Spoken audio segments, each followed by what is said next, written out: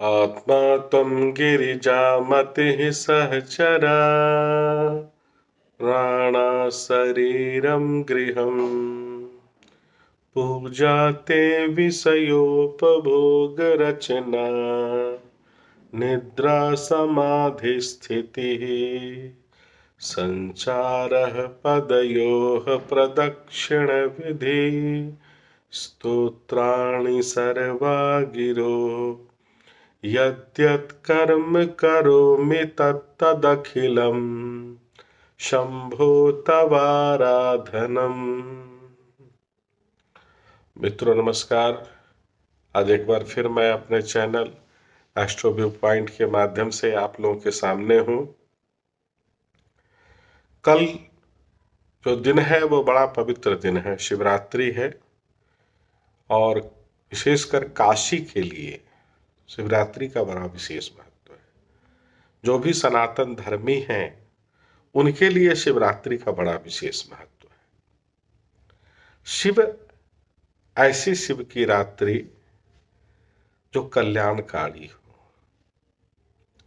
शिव को रौद्र रूप के देवता माने जाते हैं, अधिपति माने जाते हैं। शिव का एक रूप ये भी माना जाता है कि शंकर हैं, ये संहारक हैं, और शिव माने कल्याणकारी होता है। दोनों चीजें एक में हो सकती हैं तो हो सकती हैं। इसलिए हो सकती हैं कि जब हम खेत में बीज डालते हैं तो बीज का विनाश होता है, तभी एक नया पौधा उसमें जन्म लेता है। तो ये दोनों चीजें अपने दृष्टिकोण के ऊपर निर्भर करता है कि हम उससे क्या समझते हैं। और शिव और शक्ति का जो सायुज्य दिवस है, शिव का जो प्राकट्य दिवस है, उसी को शिवरात्रि कही जाती है। और कब हुआ है? तो रात्रि में, यानी कि रात्रि में अगर शिव तत्व का प्रादुर्भाव हो रहा है, प्राकट्य हो रहा है, उनका जो उनकी उपलब्धता हो रही है, तब इस रूप को हम शिवरात्रि के रूप में मनाते हैं। एक प्रकृति के हिसाब से अगर हमारा आकलन हो तो इस समय शिशिर ऋतु का प्रभाव है। शिशिर ऋतु में जो पत्ते होते हैं, पुराने पत्ते, वो धीरे धीरे झड़ जाते हैं और नए नए पत्तों का हमारे जो है उससे श्रृंगार करती है हमारी प्रकृति, हमारी सृष्टि। तो एक ढंग से पुराने का समापन होता है और नए की शुरुआत होती है। इस रूप में भी शिवरात्रि का महत्व बढ़ जाता है। ऐसी भी मान्यता है कि इसी दिन शिव और शक्ति यानी कि शिव और पार्वती का विवाह हुआ था। शिव और पार्वती का विवाह होने का मतलब है शिव यानी कि कल्याणकारी शक्ति और शक्ति यानी कि शक्ति स्वरूपा। ये दोनों का सायुज्य हुआ है और उससे क्या है कि सृष्टि में कल्याण की जो है एक ऊर्जा विकसित हुई है, और जिससे कि समग्र सृष्टि में जितने भी धनात्मक प्रभाव हैं उसमें बढ़ोतरी होती है। हम सभी जो भी इस पृथ्वी पर निवास करने वाले हैं, सारे के सारे लोग या तो शिव का शक्ति अंशभूत हैं या शक्ति के अंशभूत हैं। तो ये जो शिवरात्रि है ये केवल पूजन में, प्रार्थना में सीमित नहीं होना चाहिए। इसका हमारे जीवन के साथ तादात्म्य, आइडेंटिफिकेशन होना चाहिए। तो आइडेंटिफिकेशन होने के लिए आवश्यक होता है कि जिसकी भी हम उपासना करते हैं उसकी उपासना हम विधि विधान से करें। आप देखेंगे कि इस समय जो शिव को अर्पण करने वाली चीजें होती हैं वो सारी चीजें आपको अजीब लगेंगे। जैसे उनको धतूरा चढ़ाया जाता है। आप सभी लोग जानते हैं कि धतूरा क्या होता है। वो नशे की चीज होती है, उसकी अगर अधिक मात्रा ले ली जाए तो प्राण भी जा सकते हैं। आग चढ़ाया जाता है, आग भी जानते हैं उसका भी प्रभाव उसी तरह का होता है। बिल्वपत्र को चढ़ाते हैं। बिल्वपत्र में भी चढ़ाने का बड़ा विधान होता है उसमें, कि बिल्व पत्र जो होता है उसकी तासीर बड़ी ठंडी होती है। क्योंकि शिव जो तत्व है, उन्होंने, जो भी आप लोग कहानी उस चीज को जानते होंगे कि उन्होंने विषपान किया था।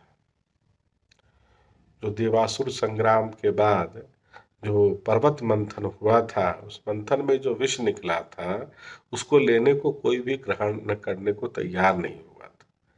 वहां पर उन्होंने उसको ग्रहण किया और उनके कंठ में वो विष मौजूद रहता है, जिसके कारण उनके कंठ में हर समय जो है वो गर्मी का प्रभाव होता है और सर्प से लपेट करके वो उसको ठंडा रखते हैं।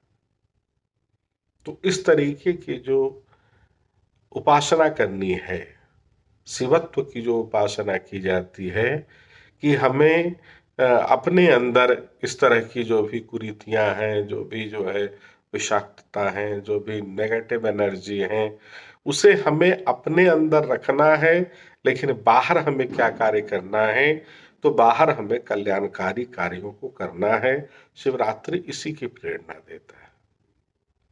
जैसा कि शिवरात्रि में हम लोग जानते हैं कि प्रातः काल से ही इसका पूजन प्रारंभ हो जाता है, और इसमें अगर पार्थिव शिवलिंग की पूजा की जाए तो उसका बहुत विशेष महत्व होता है।